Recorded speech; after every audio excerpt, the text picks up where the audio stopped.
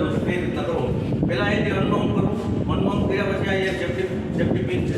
Safety પિનને remove કરવી. Remove કર્યા બાદ આ ટ્યુબ છે, આ જે સાયકલ ટ્યુબને તમે હાથમાં પકડી અને હવાના વિરુદ્ધ દિશામાં ઊભું. હવા તમારી તરફ ન હોવી જોઈએ, તમારા પીઠ બાજુ હોવી જોઈએ. એ રીતના ઊભું અને આગના મૂળ સુધી એનું પ્રેશર મારવું. આ પ્લંજ થશે એટલે આની અંદરથી પ્રેશર આવશે. આમાં પણ એવી રીતે છે, આમાં વાલ્વ નો અહીંયાથી અનલોક કરવાનો છે, પછી વાલ્વ ફેરવવાનો છે એટલે અંદરથી CO2 બહાર આવશે.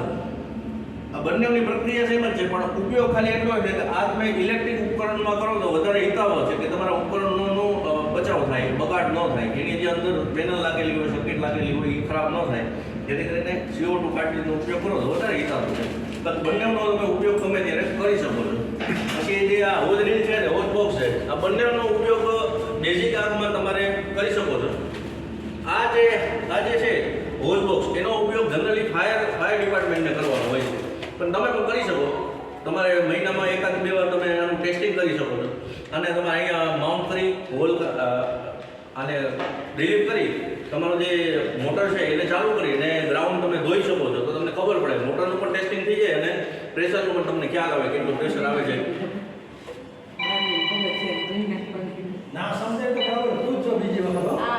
જે ચાબી છે એને હોલ બોક્સ ખુલશે. હોલ બોક્સ ખુલશે એટલે અંદરથી હોજ નીકળશે. હોજ આવશે ને એક બ્રાન્ચ આવશે. બે વસ્તુ આવશે. હોજને તમારે અહીંયા કનેક્ટ કરવાનો છે, બ્રાન્ચને આગળ કનેક્ટ કરવાની છે. આ વાલ્વ ખોલવાનો છે અને મોટર અહીંયા સ્વિચ આપેલી છે, ઓનો ચાલુ કરવાનો છે, ઉપરનો વાલ્વ ચાલુ કરવાનો છે એટલે પાણી તમારું આવશે, એનો ઉપયોગ થશે. બાકી આ ઇમરજન્સી અલાર્મ સિસ્ટમ છે. અલાર્મ સિસ્ટમમાં તમે ક્યારે લાઈટ આવી ગઈ હોય દબાવો છો,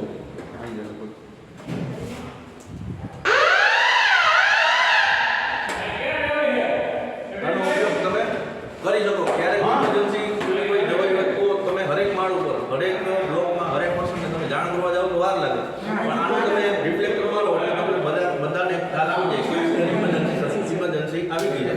તો આપણે સેફ જગ્યાએ બહાર નીકળવું જોઈએ. એપાર્ટમેન્ટની અંદર સેફ બહાર નીકળવું બહુ અગત્યની બાબત છે. બીજું કોઈ તમારે પૂછવું હોય તો આની અંદર આ હોજ છે અને આ બ્રાન્ચ આ હોજને એક આ કનેક્ટ કરવાનો છે. હા, હોજને એક કનેક્ટ કરવાનો છે પાણી આ પાઇપ પડી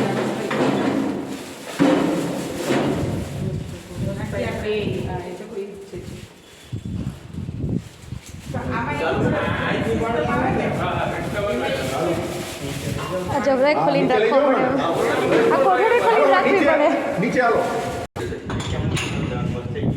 પછી આ હોજ લાંબો થઈ ગયા પછી હોજ આપણે ખુલી ગયા પછી આ વાલને ઓપન કરવો જેથી કરીને પ્રેશર આપણને ખોલવા પડે. એનાથી દેવાનું જો આ હોજનો ઉપયોગ છે ને મોસ્ટલી ફાયર બ્રિગેડની ટીમ કરે છે. આનો આ તમારા માટે તમારી રીતના ના ભરો તમે કે જે આપણે ગાર્ડનમાં પાણી છાંટતા હોય એ રીતનું એનાથી થોડું વધારે પ્રેશર હોય, પણ આનું તમે હેન્ડલ કરી શકો. આનું પ્રેશર વધારે હોય. આનું હેન્ડલ થઈ શકે. આ હેન્ડલ તમારાથી ના થઈ શકે. અત્યારે આપણે મોટર વગર લઈ છીએ તો તમને કોસ્ટ કેટલો આવે એ બતાવીએ આપણે. આનો ઉપયોગ કરવાનો ને મારે તો આ વાલ ખોલતા ખોલો. હા, એ વાત કરવાનો ઉપયોગ કરવાનો.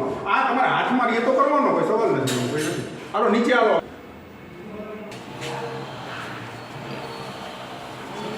ધનુ સાઈડ બંધારો પાણી તો નીકળી ગયું.